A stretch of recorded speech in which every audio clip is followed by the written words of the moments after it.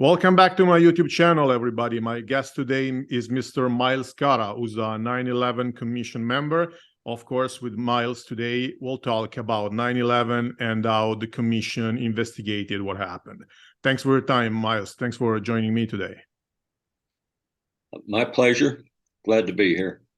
Well, Miles, just to start and to introduce the topic, can you tell us how you guys conducted your investigations? How did that work? That's a good place to start, and I should probably say a few words about myself as well when I do that. I was, prior to the 9/11 Commission, I was also on the professional staff of the Congressional Joint Inquiry, and several of us thought that there was additional work to do, so when the opportunity became available to apply for a staff position on the commission, we did that. My interest was in my curriculum vitae. There'll be a little note at the top as to why I was hired, and I was hired because I'd worked with NORAD and FAA on the Cuban shoot down of private aircraft in the Florida Straits, a project called Brothers to the Rescue. And that's why primarily I was hired on the commission to work on what became Team 8. The commission itself was organized into teams. I was on Team 8. We told the story outside the airplanes, in other words, the FAA NORAD story. Another team, Team 7, was responsible for telling the story inside the plane and on the ground. And there were other teams, as you know, finance and travel and so forth. Each team was under the supervision of two commissioners, one Democrat and one Republican. Our supervisors were Commissioners Grelick and Lehman. Our responsibility, and Team 8 started as just two people. That rapidly escalated when it became apparent that the story was somewhat different than the public knew at the time, and we needed more help. So Team 8 and Team 9, the New York team, were combined. But each team submitted a work plan, and each team was responsible for a monograph to be published as an adjunct to the main commission report. Net result was just two teams got their monographs done and published. A third team, Team 7, that I mentioned, report is out there. It's in final draft, and it's an excellent resource, but it is not an official monograph as part of the commission website. Our team did finish our monograph, but it was not published because we had not transcribed all the audio clips that went with it. Very early in our work, John Farmer, the Team 8 leader, and myself realized that the best way to tell the story of 9/11 was in the voices of 9/11 itself. And we wrote a very detailed monograph. It's called A New Kind of War, or New Type of War. The author of that is our team leader, John Farmer. I put together a lengthy series of audio clips to go with that. When NARA archived our files, the audio files and the narrative became separated, and it took quite a bit of time. I worked closely with NARA, and they were able to find the two separate files and put them back together. And at that point, John Farmer realized that we needed to get our monograph published, and it was published as an audio monograph in the Rutgers Law Review, as you're probably well aware, on the 10th anniversary in 2011. It went viral immediately because we published new information on what it had heard before. So that pretty much describes how we were organized and how we went about our work. Okay, so you mentioned that you guys studied what happens on the airplanes from outside. So let me start with one of the biggest things that I never understood about 9/11. So Mohammed Atta and Abdulaziz Al-Omari were staying in Boston, but They drove to Portland, Maine, where they boarded the plane to Boston to then board on American Airlines 11, which they hijacked. That was very risky because they actually risked missing their connection. So why did they do something so strange? That's a very good question, and it was a question we had in our minds during our work, and we never really resolved it one way or the other. Later on, I published an article on my own website and suggested that Portland, Maine was simply a plan B, that Muhammad Atta and one colleague, if all else failed, they could still complete their mission as a pair to hijack an aircraft and crash it somewhere, and that would have been some degree of success.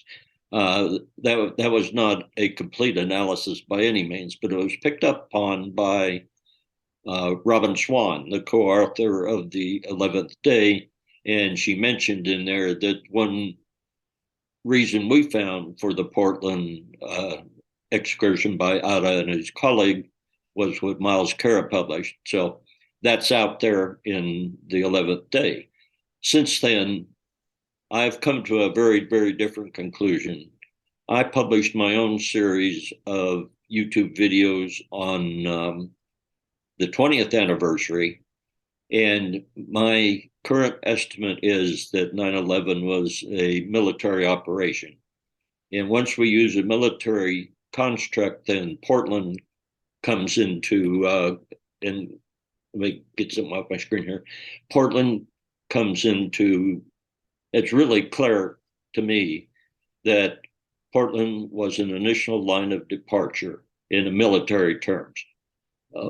Several hours or several minutes before the final line of departure, which was around 7:30 or so. And that initial line of departure in military terms was a probing attack.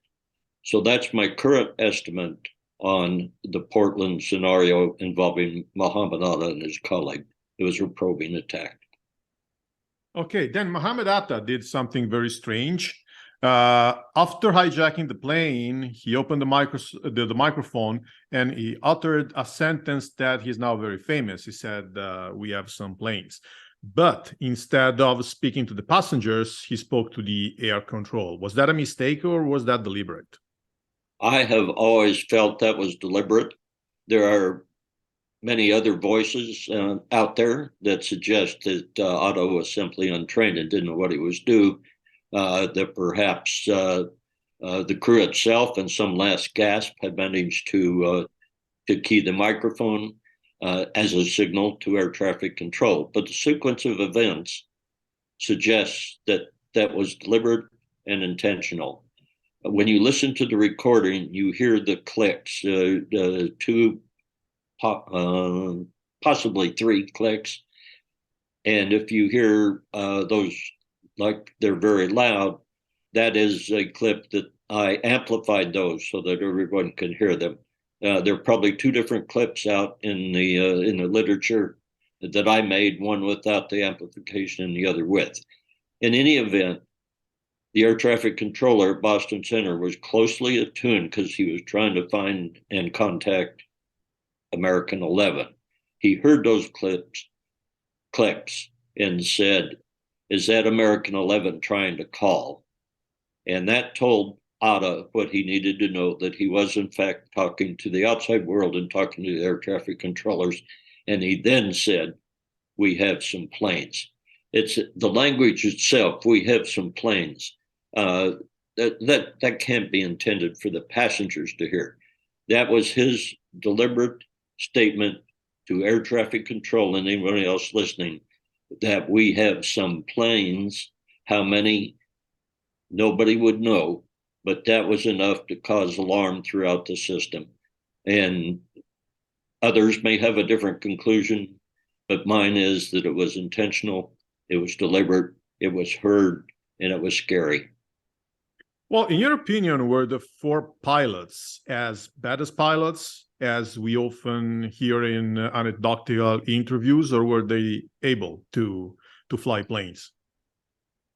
I'm sorry, I didn't quite understand that. Well, were they bad pilots, poor pilots, as often depicted, Oh, or were they good at flying planes?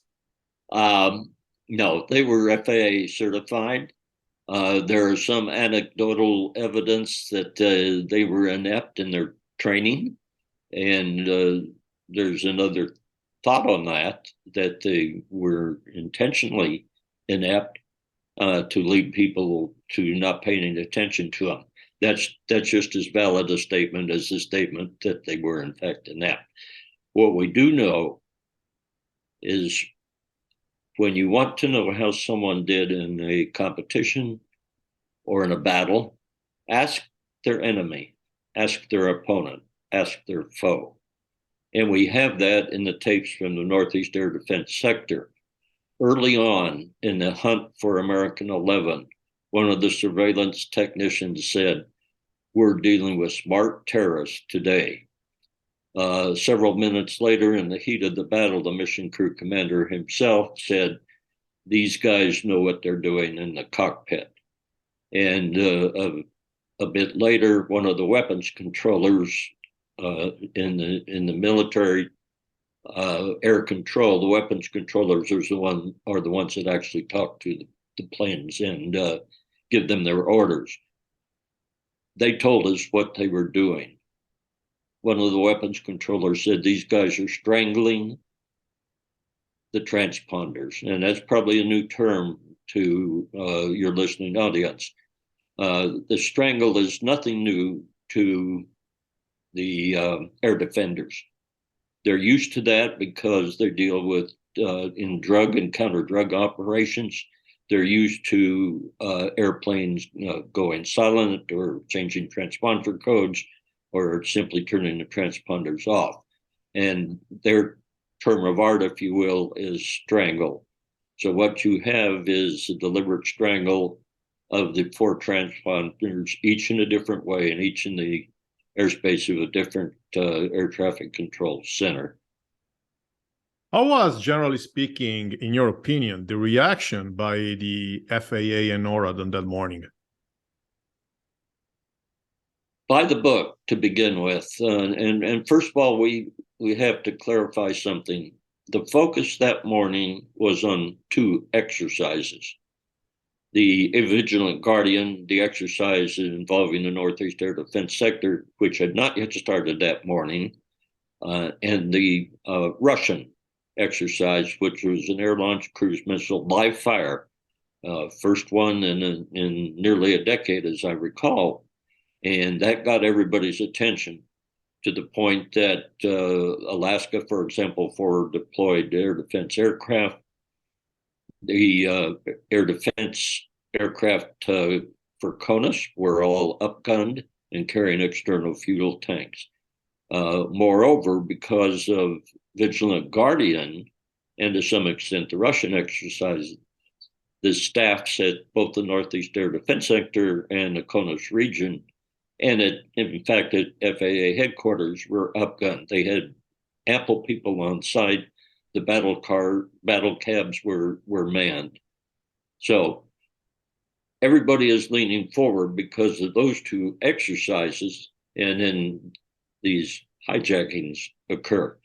And the only thing that FAA and the Northeast Air Defense Sector can turn to are their checklists.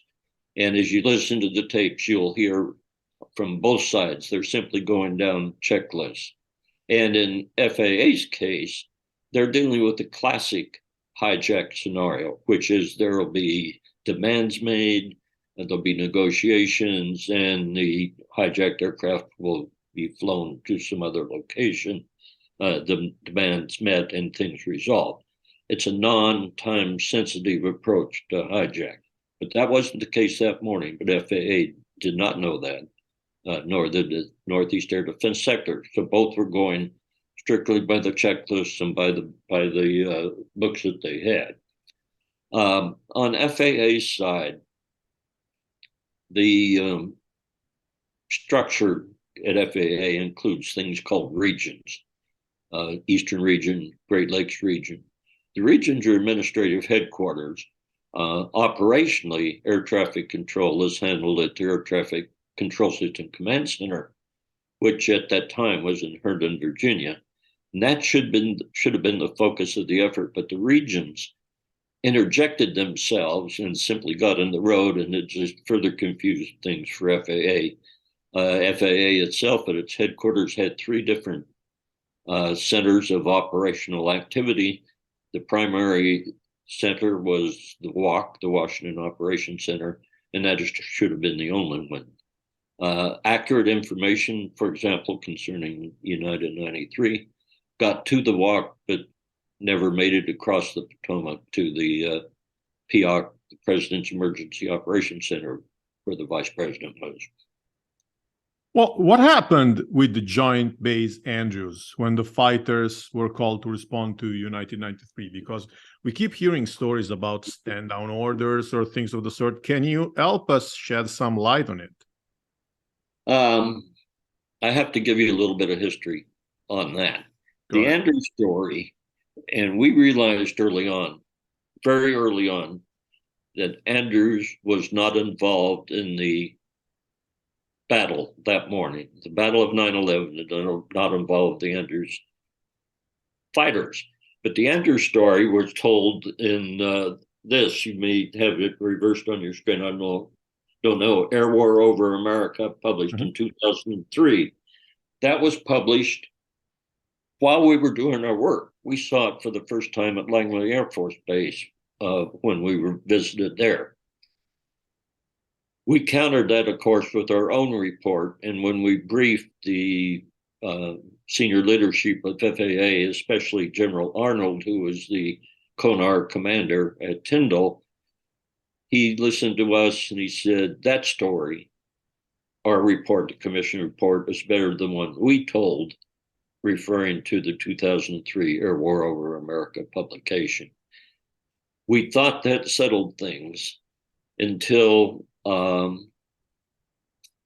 Lynn Spencer published Touching History, and the Andrews story came out once again. A teammate wrote an op-ed piece in the New York Times countering the Spencer book. Hers was in 2008, and then John Farmer wrote his own book, Ground Truth, in 2009. Again, we thought that was the end of the Andrews story. And then the Washington Post published a two-piece article about one of the pilots, Heather Penny. I saw the first and tried to get a hold of the author via email to tell him that he was off base with that.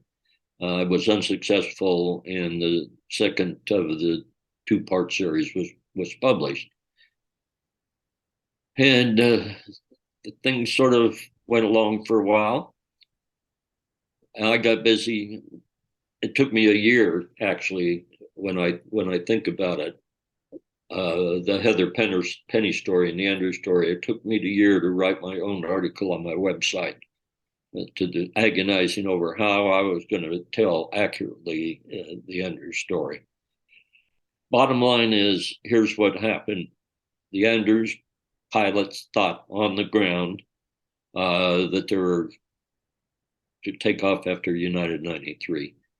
United 93 was no longer in the air. It had long been downed, and the residual icon of United 93 in the traffic system display, what we know as flight tracker, was still in there up until about, say, 10:28 or so, and it would be 10 minutes before the first Andrews pilot got airborne. Single pilot got airborne. He was told by air traffic control, we have nothing for you. He said, that's not what I was told. The controllers told him, that's your sources, not ours. He landed, and as he was landed, the second pair, the first pair of fighters from Andrews took off, Caps 1 and Caps 2. And when Caps 1 checked in with air traffic control, he was also told, well, we have nothing for you. He challenged it immediately by saying, are you in contact with the NCA, the National Command Authority? Answer, affirmative. And the pilot simply said, okay, what do you want us to do? And they said, you might fly to the northwest, go upriver, which they did. That came to the attention, that move came to the attention of the controllers at the Northeast Air Defense Sector. They saw that. They did not know who it was, and they ordered the Langley fighters to intercept them, to identify by type and tail. So the bottom line for me is the Andrews fighters became the hunted, not the hunter. Wow. Okay. That's totally new to me, but that's very interesting and also very very realistic. But as far as you know, was United 93 headed towards Capitol Hill or the White House? In my estimation, the Capitol. You take a look at Google Earth and try to find the White House. You can't find it. It's hard to find. It makes no sense as a target. It always made, to me, political and economic sense in the larger construct that was the plot of 9/11, that the final target was to be the Capitol, not the White House. Definitely makes sense. Well, do you have an opinion on the controlled demolition for the Twin Towers, of course, theory? Was it addressed by the commission? Let me tell you before you answer that I'm an engineer myself, and I can say from an engineering point of view that it just makes no sense, because that theory is based on wrong assumptions of people who try to compare the physics of rigid masses with the phenomenon in which masses are changing during the observation. So it just doesn't make a shred of sense, but I would like to hear your opinion as well. Some discussion on the commission, but there became a division of labor. The commission itself did not look into the collapse of the buildings, 7 or the 2 towers. The division of labor was such that NIST, the National Institute of Standards and Technology, would handle that, and we would not. But that's a persistent story out there about controlled demolition, and I have 2 thoughts on that. I am an engineer by training, not by experience, and it seems to me that a demolition is a very sophisticated operation which has a lengthy admin construction tale to it, backstory. There is no backstory to the controlled demolition. If you're going to demolish buildings that size, then there had to have been a massive effort to implant the explosives who did that. There's not a whiff of evidence of a backstory that leads to that. And then the other thing that makes no sense is, as we know, when we see controlled demolitions on television or on YouTube, there's a percussive effect. These are very loud, noisy things, controlled demolitions. There was no noise leading up to the collapse, specifically of Building 7, which is one of the more controversial in the controlled demolition universe concerning 9/11. Absolutely. I totally agree. Well, let me ask you something that everybody wants me to ask you. Did you guys receive pressure from either the media or the government to reach certain conclusions and to hide anything? No, we did not. I can't even point to anything that looked to me like pressure from anyone. Now, it is true that on the commission and on the Congressional Joint Inquiry, we had what is commonly called minders. That's people from the organizations that we visited. Typically, those were lawyers. They were dedicated specifically to our team for the most part in each different organization we went to. Moreover, anytime we interviewed an FAA controller, they had a union representative with him or her. With very, very minor exception, let me use the term minors. I don't particularly like it, but it's what the people out there think of them. The minors did not get in our way, and for the most part were extremely helpful. We could cross-check our notes with them if we needed to. If we needed something run down as an outcome of one of our interviews, then they were happy to help us with that. But at no time was there any pressure to say or do anything in a particular way to suit the organization that we were visiting. Do you think there are still outstanding points that deserve being investigated? I've thought about that, and I don't think investigated so much, but clarified. One is the detailed analysis of what happened out at Indianapolis Center where they lost American 77. We had it in our report that they lost them on radar. Learned voices, specifically an individual named Thomas Lush, who had published extensively and said that's not right. They did not lose it on radar. They had it on radar. It simply wasn't being fed to the scopes of the controllers that were interested in American 77. That probably needs to be fleshed out a bit, but it's not going to change the thrust of our report in any way, shape, or form. The topic that intrigues me the most, however, is a thing called COOP-COG. COOP-COG is continuity of government, continuity of operations. The nation somehow ended up in a continuity of operations, continuity of government situation. And it's hard to say that anybody actually directed that happened. It just simply occurred. I've got my own thoughts on that. And my thought is that once the National Military Command Center decided to go to an air threat conference call, that triggered a whole bunch of things. Staff officers at the Joint Chiefs of Staff told us that the air threat conference, which was convened primarily to try to get FAA into the net because they did not have FAA in the net to begin with, that conference in and of itself had PSYOP overtones. PSYOP is single integrated operation plan. And the transcript that's now available says that it was convened as a PSYOP conference, single integrated operation plan, at the top secret level. They quickly backed down to the secret level, but that didn't change the fact that PSYOP had been put into play. Now, that triggers a whole bunch of things. The staff officer said we were pulling binders off the shelves trying to figure out what to do.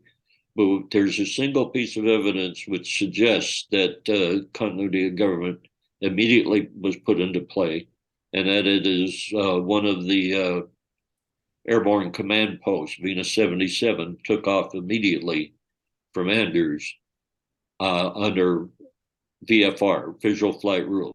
They told the controllers, we're in a hurry, we're going to take off, we're not going to file a flight plan. That had to have been a direct outcome of the air threat conference call.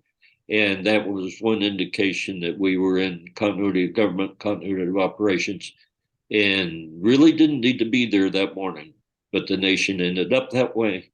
And I think that story needs to be told.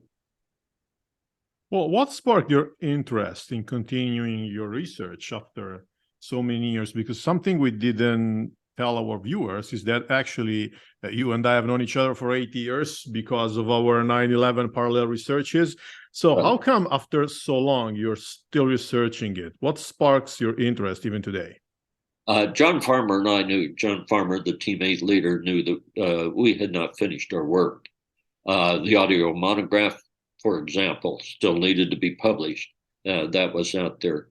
And John had written a memo to the front office telling the front office that there was a bit more work that needed to be done. What sparked my interest primarily was in 2009, I knew that NORAD was going to release our work files, that all of my work that I had worked on and that all the others worked on would be publicly available. So once I had access to my own files, and I got the radar files and I got the air traffic control communications files from both the Northeast Air Defense Sector and FAA, then I was able to go back through and work on bits and pieces of the story that morning. And I'll tell you, quite frankly, to this day, every time I listen to the specifically the Northeast Air Defense Sector tapes, I learned something new every time I listened to those tapes. So there's a vast amount of information that we have publicly available. All of this information, all that I work on my website has been in the public domain since 2009. And my purpose, frankly, is to clarify the record with all of these nefarious stories that keep rising up. Not so much anymore. Back in the heyday of conspiracy theories, it was story after story after story. My purpose is simply to tell the factual story and the voices of the day. I use primary source information for the most part, which is the radar files and the air traffic control communication files. And then interest will continue. The fact that you and I have crossed paths means that there's others, not just me, who are very interested in this, but interested in a factual way. Make sure the actual facts of the day become publicly available. Well, Miles, many thanks for your time. We reached the end of our discussion. Many thanks for your time and also for what you did in the last 20 years, because investigating 9/11 is something very important. So thanks for your time, for joining me today. And I hope you are able to reach out to other people from the commission staff that would give you additional information more so than I was able to. And if you need to talk to me again, just give me a buzz. Will do. Thanks everybody else for watching this, and see you all next time. Bye-bye. Okay. Bye.